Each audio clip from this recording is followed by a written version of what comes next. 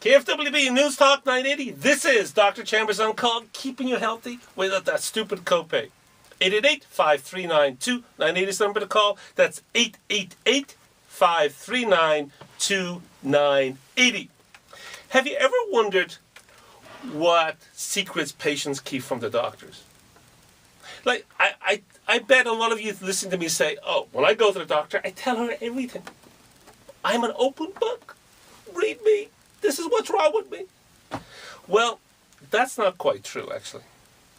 And I had a patient this week that reminded me of my dad, and the ironic thing about this was he was younger than me by quite a bit. When I was a kid, if my father got sick, my mother would go with him to the doctor. And this always puzzled me, and I wondered, why? Well, she said, if he goes on his own, he won't say anything. He won't explain anything to the doctor. He'll go in and say, I'm fine, I'm fine. And the doctor will say, well, why are you here? I don't know, she sent me. So this was an ongoing theme as I was growing up. Because you got to understand that my dad, if he was alive, would be in his late 80s now, mid-80s. And the culture then was, men, real men, didn't talk about their feelings. They didn't talk about what was wrong with them. In fact, in those days when I was a young kid in Dublin, my dad didn't even go into a store because men didn't go into stores and buy stuff. All that is long, long, long gone. But this week I walk into a room and I have a patient, what I thought was an older man with a younger looking attractive woman. And he was pretty morbidly obese. So I go in and I ask a question and this woman answers me in very articulate English. I ask the second question. She answers me again. I asked the third one. And then in the end I said, does he not speak English? And she says, yes. Looking at me puzzled. Why would I ask that? And he looks at me and says, yes, but you know, he waves his hand and says, it's woman stuff. She's worried. Please. And I said, well, maybe you should just answer one question. It'd be good for your self-esteem. So we got back and forth. We were bantering. He says to me, you have an accent. Where are you from? I said, I'm Irish. I'm from Dublin. And he was from the Middle East. And there and then I knew that this was going to be a different kind of interaction. This was going to be a quid pro quo. Because they have a slightly different way of looking at life. So the main issue that they came in to see us was, before their insurance kicked in, they were paying extra money because his wife was worried that his face was swollen. So I look at the face, and I go through all the things you're supposed to do. Of course, one of the things that happens when you walk into a room as a doctor is you eyeball the person. And eyeballing the person is very specific. You want to see, are they really sick or are they not sick? Are they in respiratory difficulty or not? Are they using accessory muscles where the muscles of the neck where they're going? All of these telltale signs. After decades of doing this, you walk in, you have a fairly good idea who's sick and who's not. He wasn't sick. I go through this and you say, hey, what do you think you weigh? And he says, well, I'm about 240. And I said, well, what height are you? And he says, 5'7". How much overweight are you? He said, oh, 20, 30 pounds. I said, probably more like 80. Probably more like 80. And when we got into the diet stuff, he said to me, I only eat once a day. Lots of fruit, lots of vegetables. Not deep fried. Some chicken, some fish. I go, like, really?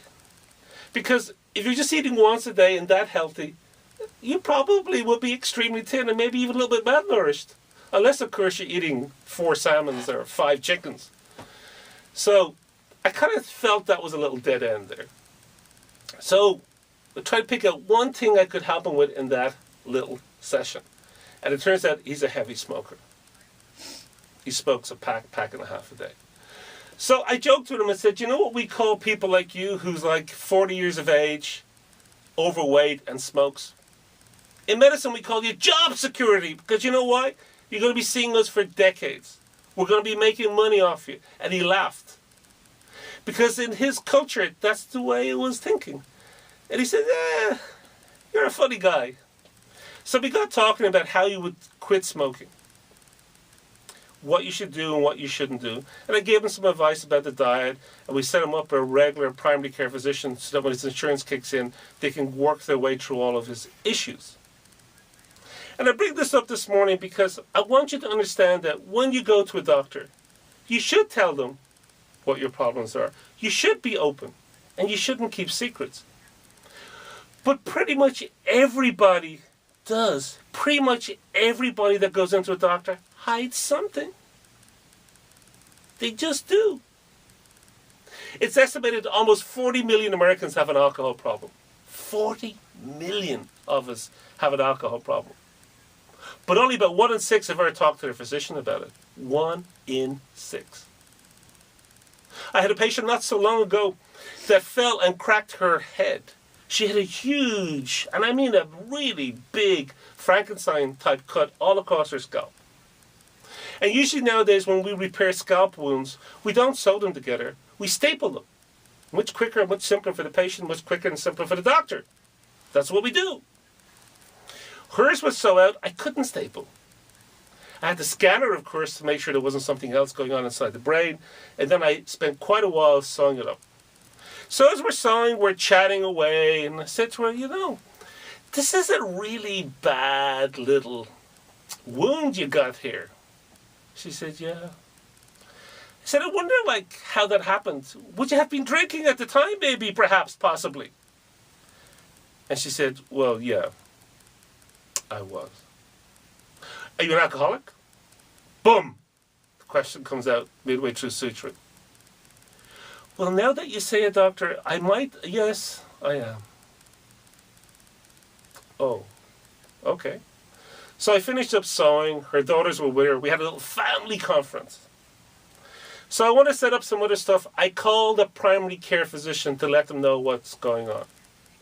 And I called Dr. X. And I said, your patient Y is here. I've done this, blah, blah, blah. I've sewed up the wound. Yeah, good, thank you. And she's an alcoholic. She's looking for help. Stunned silence on the phone. What? Really? Are you sure? Excuse me, Dr. Chambers, I've been looking after this patient for years. She is not an alcoholic. I said, well, she just admitted it to me. The family are there. We've had a little family conference. And I bring this up to remind you that a lot of people have relationships with their doctors. And they hide stuff from them. There's not, that primary care physician was not a bad doctor. They weren't incompetent or anything like that. It's just that when that lady went in there, every time she put her best foot forward. And she hid what was extremely serious, debilitating illness from her doctor. Not unusual. Not uncommon. It's an everyday thing. So when you say to yourself, I'm going to go to the doctor and I want to talk about my anxiety, I want to talk about whatever, you got to be honest with yourself and say, let me tell her all of my symptoms. Let me tell her all of my whatever.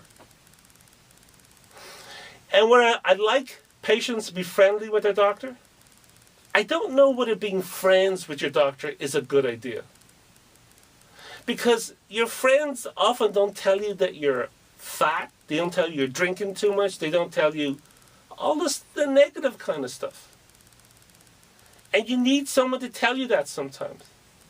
And in modern medicine, it's about lifestyle changes. Modern medicine is about chronic treatment. It's about seeing somebody on a continuous basis and saying, are you still smoking? Did you fall off the wagon? Are you losing weight? Are you monitoring your weight? Are you controlling your diabetes? What are you eating? What are you doing? Are you exercising? It's kind of exhausting. It's not fun. But it's necessary if you want to live long and be productive and be healthy. You got to do it. So the name of the game is communication with your doctor. No secrets. Be honest.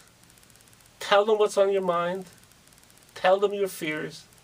If you feel that you can't communicate like that, if you feel that you can't really talk to your doctor, they're talking down to you or around you or over you, whatever it is, it doesn't really matter. What you need to do is find a doctor. Find a doctor that you can communicate like that with. 888-539-2980 is the number to call. But whatever is on your mind,